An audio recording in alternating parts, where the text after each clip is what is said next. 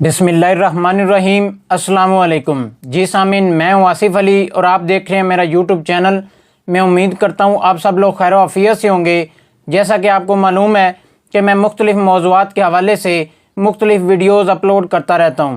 آج کا میرا موضوع نظم اور نثر میں فرق، چونکہ علماء ادب کا نثر کی کسی بھی تعریف پر اتفاق نہیں اور اس کے اجزائے ترکیبی کی بحث بھی نتیجہ خیز ثابت نہیں ہو سکی، اس لیے معتاد نقادوں نے نثر کی تعریف کی بجائے نظم اور نثر کے فاصلوں سے بحث کی ہے تاکہ نثر کی حدود واضح ہو سکیں۔ نظم اور نثر میں مندرجہ ذیل فرق: نمبر 1، نظم شدید جذبات اور تخیل سے جنم لیتی ہے جبکہ نثر عقل اور ذہن کی عکاس ہے۔ نمبر 2، نظم گہرائی کا نام ہے جبکہ نثر سرسری معلومات کا نام ہے۔ نمبر 3، نظم بنیادی طور پر دل کی گہرائیوں سے اور نثر ذہن کی وسعتوں سے تعلق رکھتی ہے۔ نمبر 4، نظم کا مقصد بے غرض مسرت ہے اور نثر کا مقصد کسی غرض کی تکمیل ہے۔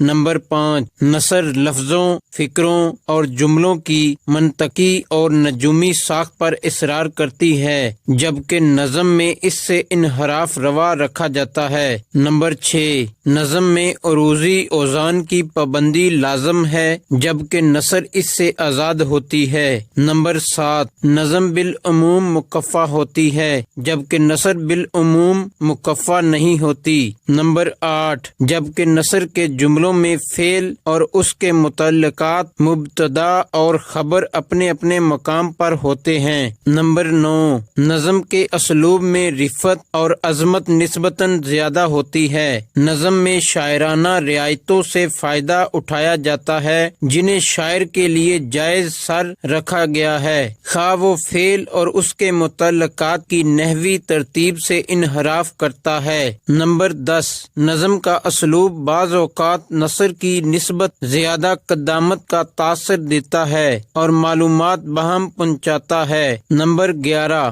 نظم ہنسی پیکروں کا سہارا لیتی ہے جبکہ نثر مجرد حقائق سے اعتنا کرتی ہے۔ نمبر 12، نظم میں مواد کی تخلیق ہوتی ہے اور نثر میں مواد کی تعمیر ہوتی ہے۔ نمبر 13، نظم کا موضوع ادبی اور نثر کا موضوع غیر ادبی بھی ہو سکتا ہے۔ اس ویڈیو کو لائک کریں، شیئر کریں۔ اگر آپ اس چینل پر نئے ہیں تو چینل کو سب سے پہلے سبسکرائب کریں اور میری تمام ویڈیو کو دیکھنے کے لیے بیل آئیکن کو دبائیں اور میری تمام ویڈیو سے باخبر رہیں۔ اس کے علاوہ آپ مجھے فیس بک، ٹویٹر، انسٹا پر بھی فالو کر سکتے ہیں۔ اب تک کے لیے اتنا ہی۔ اپنا اور اپنے عزیزوں کا خیال رکھیں۔ اگلی آنے والی نئی ویڈیو تک کے لیے اللہ حافظ۔